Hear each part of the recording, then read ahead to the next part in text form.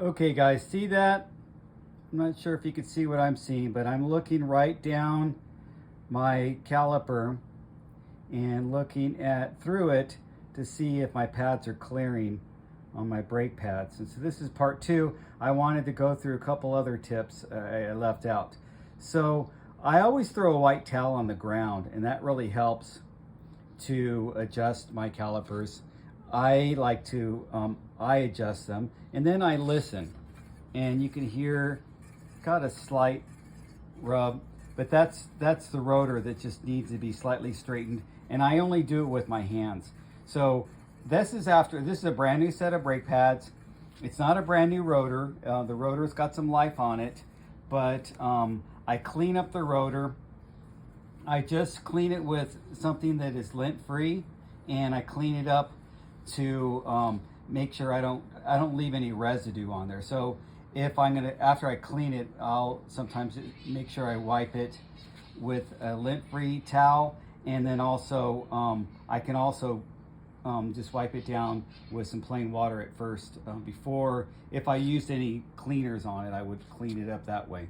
So I like to make sure I don't have anything. I have a little bit of a sound there, and then what I'll do to hand do it, I won't use my plain fingertips. I'll use my towel, and I'll hold it with my towel, and I'll just kind of, I don't know if you can see my hand, but I'll kind of go behind there, and I'll pull it towards me or push it away from me wherever I hear that slight rub, until that rub goes away. And that's been working for me.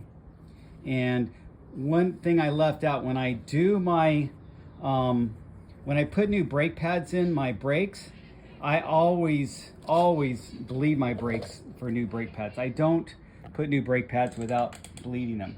And again, I wanted to identify, this is what I mean about the don't wearing your pads down too much. Inside your brake pads is this little spring, and that spring has the metal edge on it. Let me just kind of break that apart. See that little metal edge thing there?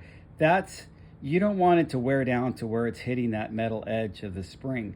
And so that's why you need to have a significant amount of brake pad left. Now, some people will look at this and go, oh, you got some life in there.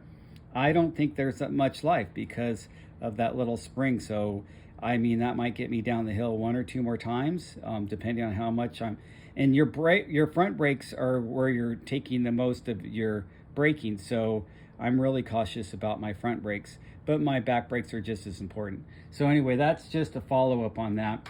I just finished bleeding it, put new brake pads on. The front, I'm gonna check the rear and do the rear. I mean, I always try to do things in sync. If I'm doing my front, I might as well do my rear.